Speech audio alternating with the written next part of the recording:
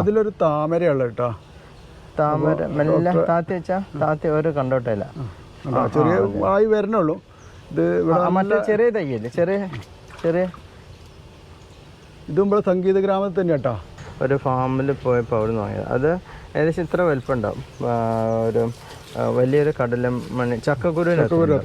എന്നിട്ട് അതെന്താ വെച്ചാൽ ഭയങ്കര കട്ടിയുള്ള തോലായിരിക്കും. അതങ്ങനെ ഉരച്ചിട്ടുണ്ടെങ്കിൽ പിന്നെ ഗ്ലാസ്സിലിട്ട്, നമ്മുടെ സാധാരണ കുപ്പിംഗ് ഗ്ലാസ്സിലിട്ടിട്ട് അത് മൂടുന്ന വരെ വെള്ളം ഒഴിക്കുക. എന്നിട്ട് ആ വെള്ളം എല്ലാ ദിവസവും അങ്ങനെ മാറ്റി കൊടുക്കണം.